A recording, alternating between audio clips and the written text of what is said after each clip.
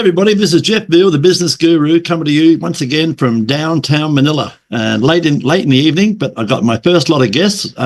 Usually my guests at this time of the day are from America, but no, I've got a late bloomer here, all the way back in my home country, back in Australia.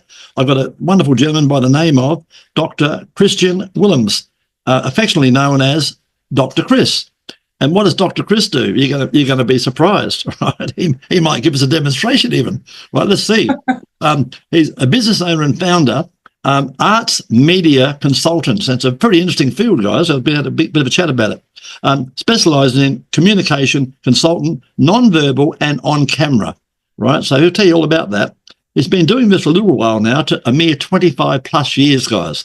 So you think he might know a bit about it. You know, let's ask him later. So Dr. Chris is a specialist communication consultant and coach whose extensive areas and diverse international career encompasses in consulting, engineering, corporate communication, creative industries, international award-winning television, tertiary education, and more. He's got like a bio here, it reads like the encyclopedia. And specialising in non-verbal, on-camera communication for 25 years. Dr. Chris's unique, proven coaching approach, incorporating his trademarked stylish version of you, stylized version of you, and CCC mastery program, which is trademarked, and informed by his extensive specialist expertise and experience on stage and screen, and his communication and presenting on camera, on stage, online. So Dr. Chris is coaching essentially to the public and private corporate sectors. And there's a lot more, guys. But I'm not going to tell you too much more about it. I'm going to go over to Dr. Chris. How are you, Dr. Chris? I'm pretty well, Jeff. How are you? I'm awesome, my friend. I just had a 7-day holiday, guys, in Boracay. And I tell you, I've been around a lot of places. It's the best place I've ever been to. It's a little island, 1.5 hours out of Manila. And it's surrounded by white sand beaches, and they're very, very service orientated. It's a beautiful place, and it was as cheap as chips, and we had a wonderful time there. Anyway, back to the show. Tell us about your journey and what inspired you to pursue your current career path all those years ago. Where did that all come from? Well, strangely enough, I started off in consulting engineering because my parents decided I was going to be a draftsman. So I studied engineering at what was then an Institute of Technology, and then eventually got a job as a draftsman, an engineering draftsman. And because my parents said, "Oh, you be a draftsman because draftsmen are never out of work." And ironically, the first job I got as a draftsman, I was made redundant because there was a downturn in the building industry. Wow! So much.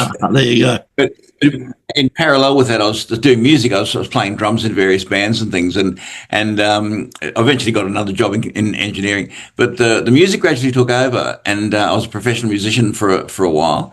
And then music got me involved in theatre. Theatre got me overseas to live in London and Europe for a couple of years. Awesome. And I studied mime and design for television. So I became a mime artist and television. I always say I left Australia as a drummer and a draftsman, and I returned 2 years later as a mime artist and a television designer. And I've been doing those things ever since. That was like 1980-ish. Tell me, so what I've done. Go ahead. Sorry.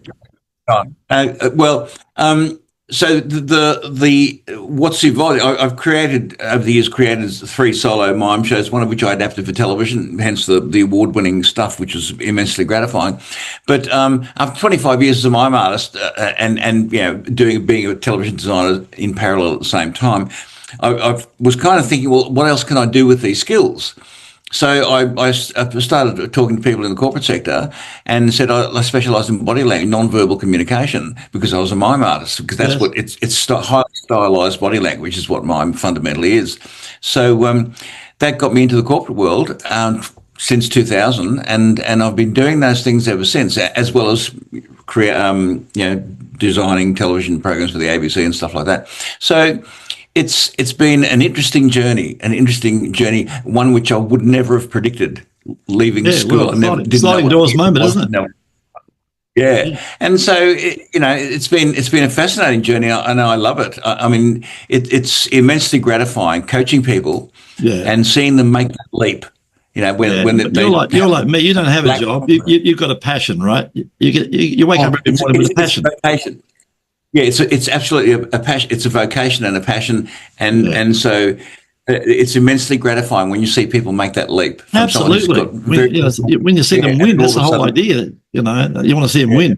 What's been the most challenging aspect of your work, and how have you overcome that? It might sound strange for someone who's been a performer for so long, but I find networking is not something I take to very comfortably. Yeah, it's marketing, networking, all that stuff.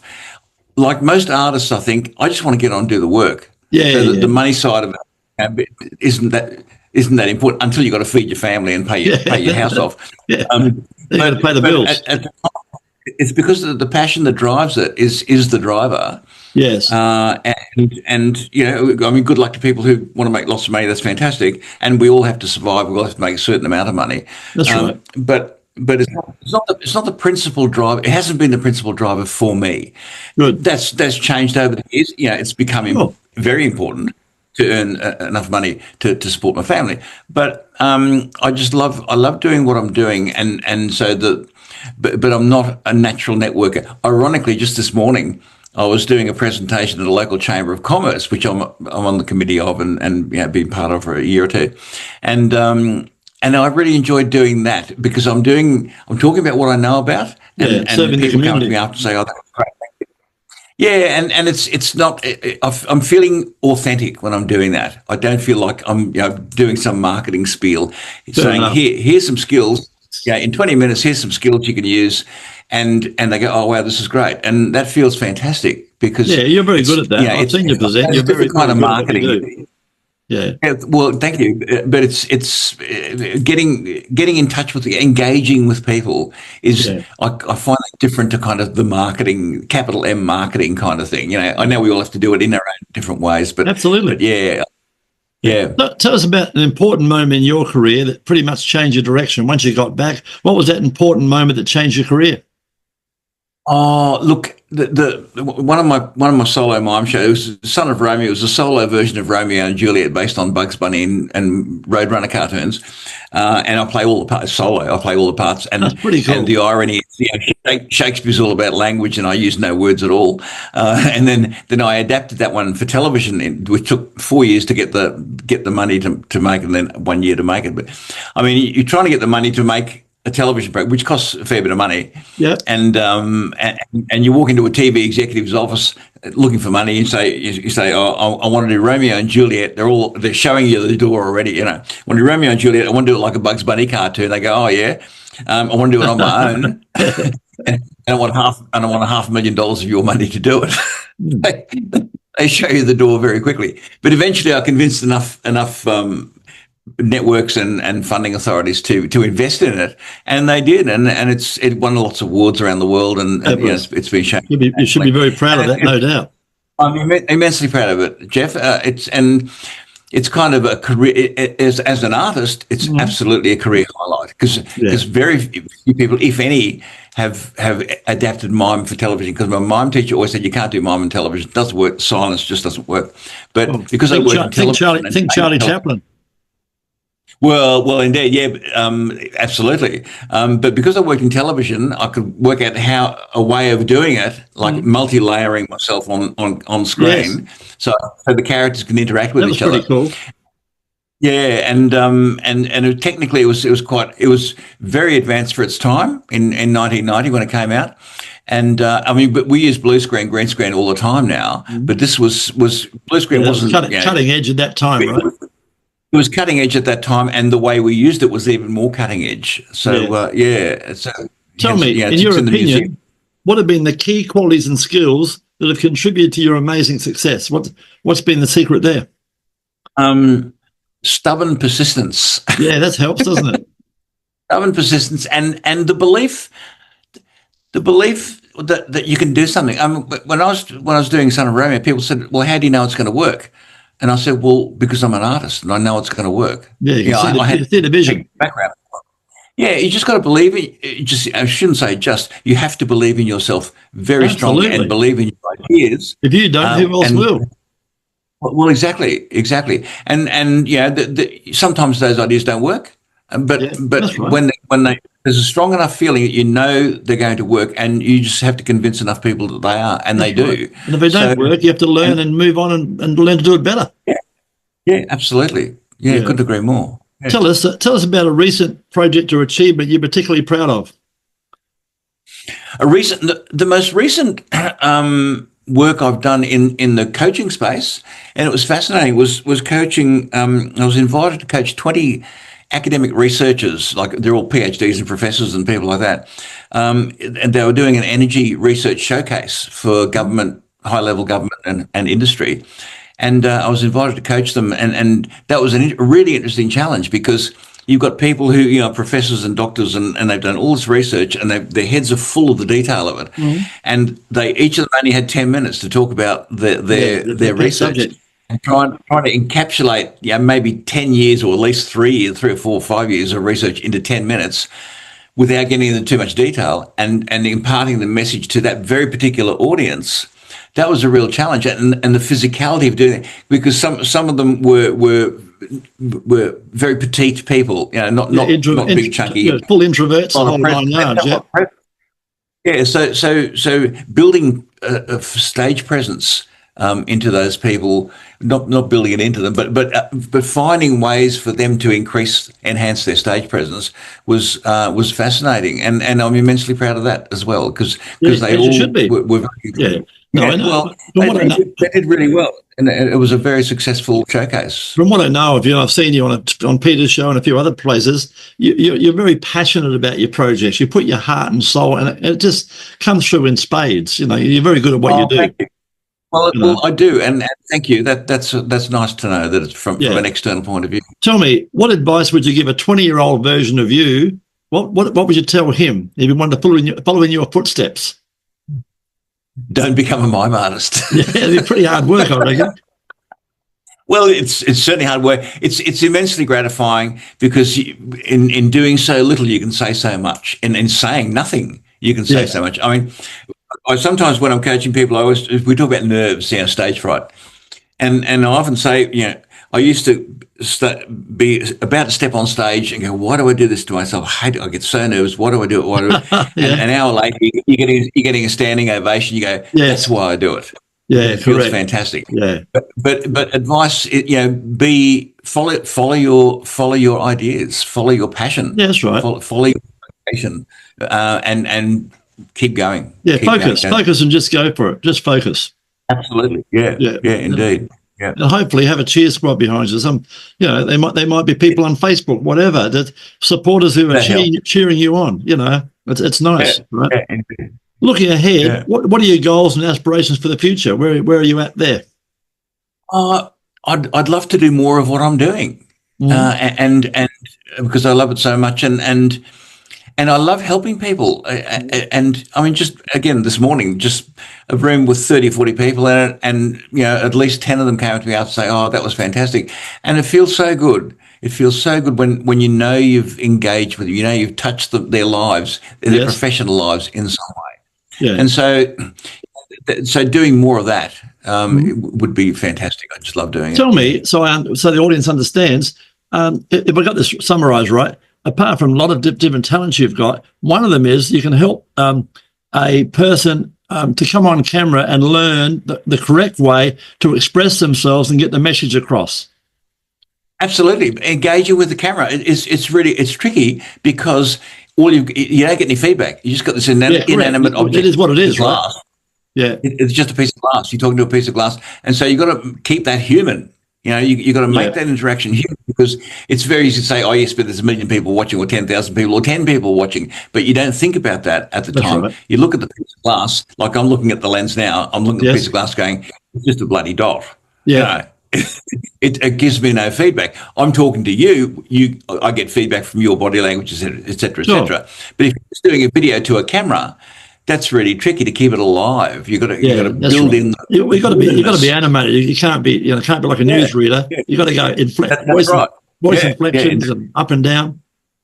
You've got to think about all of those things. Yeah, correct. You've got to be yourself. That's half of it. Be yourself. Be natural. Be yourself. Like you're talking to a friend. That's right. If you wave your arms around like an Italian, if you're animated, be animated, whatever. right? Yeah. Tell our listeners and people watching this wonderful podcast, what's the best way to find out more about you and your wonderful services? What can they do to do that? Well, I've got a website. It's 𝐼𝐢𝐵𝑟tsmediaconsultants.com. Yeah.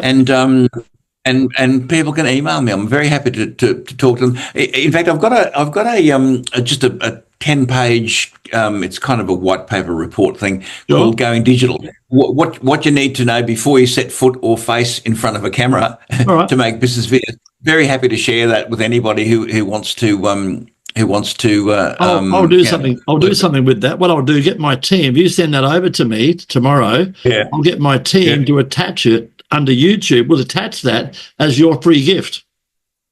Okay. Yeah, that'd be great. I'm very happy for that. Yeah, we'll attach that there for you. Before we wrap it up, we know you've been doing mime, all that type of thing. Tell us a fun fact about yourself that most people do not know. A fun fact. Yeah. There are so many. Tell you what makes me smile. What makes me smile? I spent an hour with Marcel Marceau in a hotel in Paris, next to his school, and talking about, because I'd created this program, out of doing mime on television, and we had a great chat with Marcel Marceau, and I've called it a chin wag with a legend, and it was just fantastic. Awesome. And the crazy thing is, this was in 1990. Before we were doing selfies, I didn't even take a photo. No, what a pity. What a pity. An article about it. And I'm just curious, were you talking like this, or were you talking for real? Oh no, like many mime artists, we talk to him, and never let a mime artist start talking. You can't shut them up. And he's like, he can speak 7 or 11 languages or something fluently. It was brilliant. Yeah. Just out of curiosity, is he still alive? No, he died quite a few years ago. Right. But very charming man, very generous. Could have been an arrogant shit, but he wasn't. He was anything but. Yes. And we spent an hour. To spend an hour with someone like that. What a lovely experience. Yeah, and he was very curious about the show, about the Son of Romeo. Yeah, especially at that stage of your career, that would have been a super buzz. Oh, it was fantastic. And I was in Europe to promote the film. To take the various. So win. You're on a roll, aren't you? Yeah, and we tried to get together because I was living in Adelaide at the time. I tried to get together when he was touring, but there was a pilot strike, and so it just threw everything into chaos. And so he couldn't get to see the tape, the video that I'd left him at his hotel. All right, we better wrap this up now. For all you people out there, you're most welcome. For all you people out there watching your 15 minutes of fame, just like Dr. Chris, everyone's got a story, and they might not be as interesting as Dr. Chris's story, but so people still want to hear them. So everyone's got a story. Come on the show and tell your story, and don't just get to like and subscribe to his channel, because there's thousands of people out there who are going to see this, and they'd like to know your story as well.